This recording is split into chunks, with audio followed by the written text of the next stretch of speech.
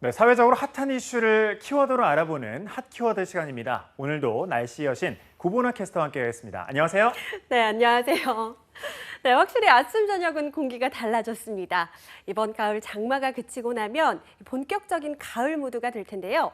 특히 선선한 가을에 이사 준비하는 분들 많으실 텐데 그분들을 위해서 최근 확정된 부동산 중개 수수료 개편안을 핫 키워드에서 자세하게 짚어보겠습니다. 네, 이 부동산을 거래해 보신 분들 중에서 중개 수수료가 좀 부담스럽다 이런 생각을 한 번쯤은 하셨을 것 같은데 이번 개편으로 좀 부담을 줄 수 있을까요? 네, 그렇습니다. 이 정부가 여러 안을 놓고 고민을 했는데 이 확정안을 한번 살펴보겠습니다. 핵심은 6억 원 이상 매매 거래에서 상한요율을 낮추는 건데요.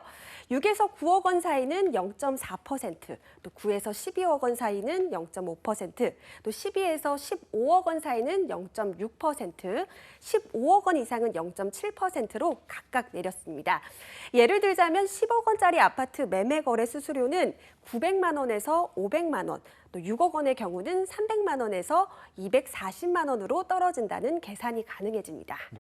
네, 임대차 계약 수수료도 바뀌었죠. 전세 계약에 나설 때에도 소비자 부담이 좀 줄었나요? 네, 임대차 거래 수수료도 낮아지고요. 또 세분화됐습니다. 3억 원 미만은 현재와 동일한데 3억 원 이상 주택의 경우는 전월세 거래부터 상한요율이 내려갑니다. 3에서 6억 원 사이는 0.3%, 또 6에서 12억 원 사이는 0.4%, 12에서 15억 원 사이는 0.5%, 또 15억 원 이상은 0.6%로 정해졌습니다. 중요한 건 이 요율만큼 모두 중개사에게 수수료를 지불해야 하는 건 아니라는 점 꼭 체크를 해두셔야 할 텐데요. 자, 이 말 그대로 상한 요율이기 때문에 계약서에 도장을 찍기 전에 이 한도 이하로 조율을 할 수가 있습니다. 네, 이 집값이 비싼 만큼 수수료율도 높아진 상황인데 실제로 현장에서 얼마나 체감 효과가 있을까요? 앞으로 현장 상황은 조금 더 지켜봐야겠습니다만 국토연구원의 자료를 보면요. 작년에 전국을 기준으로 9억 원 이상 거래는 100건 중에 5건 정도밖에 안 됐습니다. 6억 원 미만 거래가 전체의 85.5%로 거의 대부분을 차지했는데요.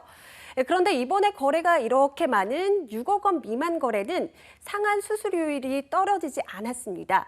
오히려 개편안에서는 매매 기준으로 9억 원에서 12억 원 사이 수수료가 가장 많이 내려갔고요. 그렇다 보니까 이번 개편안은 최근에 갑자기 뛴 고가의 주택을 사고 팔 때는 수수료 인하의 효과를 볼 수가 있지만 그 이하 대부분의 거래에서는 상한 요율 변동을 느끼기 어렵지 않겠냐는 반응이 나오고 있습니다.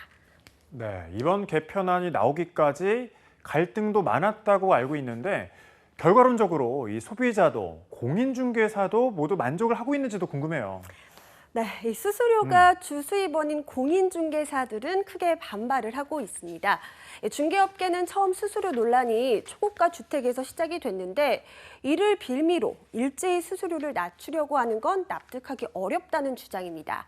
여기에 최근 집값이 크게 올라서 거래가 잘 이뤄지지 않는 점도 고려되지 않았다고 지적을 하고 있는데요.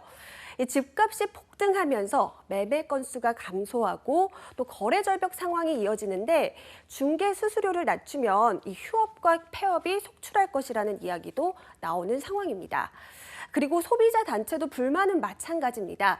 얼마짜리 집을 거래하든 비슷한 수준의 서비스가 제공되는 만큼 수수료율을 차등해서 받을 이유가 없다는 겁니다. 네, 그렇군요. 당분간 시장 상황도 혼란스러울 것 같은데 이 개편된 안은 언제부터 적용받을 수 있을까요? 네, 이 대책안이 나온 만큼 조만간 관련법 개정이 뒤따를 텐데요. 그때부터 바로 적용이 가능합니다. 국토부 계획으로는 빠르면 10월에는 완료될 것으로 보고 있고요. 그렇게 되면 그 이후에 작성된 신규 계약부터 새로운 요율이 적용됩니다. 자, 만약에 계약서는 9월에 작성을 했는데 수수료는 11월에 잔금을 치르면서 주기로 했다면 이건 기존 수수료를 적용해서 내야 하고요. 가 계약서만 써놓고 본 계약을 개정이 이뤄진 10월 이후에 하게 된다면 변경된 수수료율을 적용받을 수가 있습니다. 네, 이 중개 수수료가 과다하다고 여기는 소비자들 사이에서는 실제 중개사를 통하지 않는 직거래가 크게 늘고 있는데 앞으로는 좀 어떨까요? 네, 요즘에는 반값 수수료 업체들이 큰 인기를 끌고 있는데요. 한 부동산 중개 플랫폼은 집을 내놓을 땐 중개 수수료 0원, 또 집을 구할 때는 현행 상한요율의 절반만 받고 있습니다. 자, 이번에 상한요율이 인하된 뒤에도 영업 방식을 그대로 유지한다고 하는데요. 자, 공인중개사들이 중개하는 건은 안전하고 신뢰할 수 있다는 장점이 있고요. 동시에 이런 온라인 업체들의 활약으로 일부 중개업체들 사이에서 가격 경쟁이 시작됐는데 어느 쪽을 계속 이용할지는 소비자의 선택에 달렸습니다. 네. 이 치솟는 집값 앞에 정부가 내놓은 중개 수수료 인하 카드, 성난 집값 민심을 달래줄 수 있을지 기대가 됩니다. 지금까지 핫키워드 날씨 여신 구보나 캐스터와 함께했습니다. 고맙습니다. 고맙습니다.